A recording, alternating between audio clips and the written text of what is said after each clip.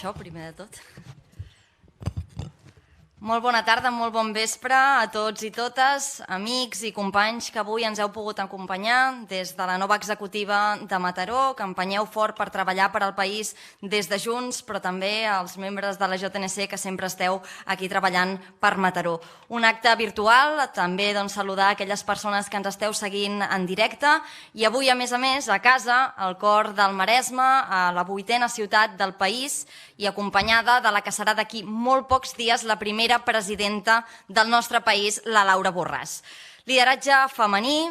empenta, fermesa, valentia, també deia la Míriam, compromís per entomar els reptes que tenim per endavant i sobretot molta il·lusió per transformar el país. No volem contraposar ni la solvència ni la independència, volem fer amb dues. I ho volem fer amb la via de l'1 d'octubre, no amb aquesta via àmplia que altres aleguen en el seu dia a dia en la campanya.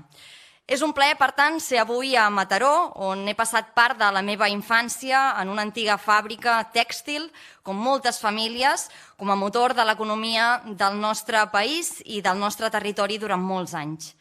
I avui m'agradaria posar de relleu també la importància del Maresme, la importància de Mataró com a territori estratègic en la inversió, en les pimes, en el coneixement, en el teixit productiu i empresarial, en el talent, l'emprenedoria i el que molts en diuen la Califòrnia catalana, sens dubte. Un territori imprescindible per poder guanyar també a la demarcació de Barcelona,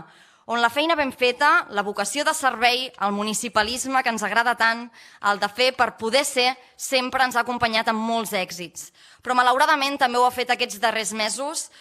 fent front a algunes de les mancances reals amb les que ens hem hagut de trobar, com és el Glòria o com és l'arribada de la Covid-19 que ha portat perjudicis greus al nostre territori. Per això el proper 14 de febrer els vostres vots són imprescindibles, els vots de tot el territori per guanyar, per revertir aquestes febleses, aquestes mancances amb noves oportunitats que ens permetin reforçar i millorar en l'àmbit de la mobilitat, la innovació, la protecció del litoral, que també ens preocupa molt, o el model del turisme sostenible a la comarca. I avui, si em permeteu també, com a candidata jove, a més, és imprescindible donar veu als joves, donar veu a aquest col·lectiu que sovint queda invisibilitzat, però que també és un dels més afectats per les dificultats estructurals del context de la Covid-19, amb problemàtiques d'emancipació, amb vulneració i amb manca d'ocupació real. Fixeu-vos, només 3 de cada 4 joves no es poden emancipar actualment ni poden crear un projecte de vida propi independitzant-se. I també ens trobem unes xifres devastadores en l'àmbit de l'ocupació que superen el 40% i que situen Espanya a la cua d'Europa. I això no és el que volem. Els joves també som conscients que la via necessària per poder gestionar els nostres ingressos, els nostres recursos, també és l'eficiència d'arribar a la independència de Catalunya, de poder empènyer fort per crear un nou país que contribueixi a les nostres millores diàries. Però alhora també, com a jove, em sento molt meu allò que la Laura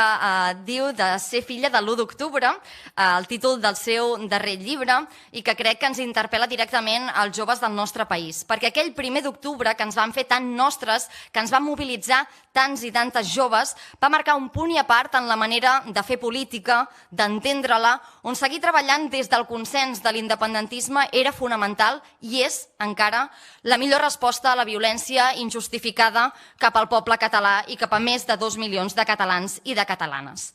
Perquè tenim molt clar d'on venim i cap a on volem anar. I, evidentment, des de Junts per Catalunya és l'eina per fer-ho possible, per avançar de forma insubornable cap a la llibertat del nostre país i és el resultat de la unitat, d'un projecte polític disposat a plantar cara sense cap mena de dubte a l'estat espanyol per demostrar que a Catalunya no mana ni el gobierno más progresista de la història, ni el PSOE, ni els seus socis de govern, ni la injustícia espanyola, sinó que a Catalunya manen les urnes.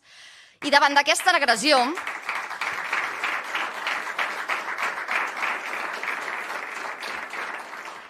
i davant d'aquesta nova agressió a la democràcia, que ens estem començant a acostumar, malauradament,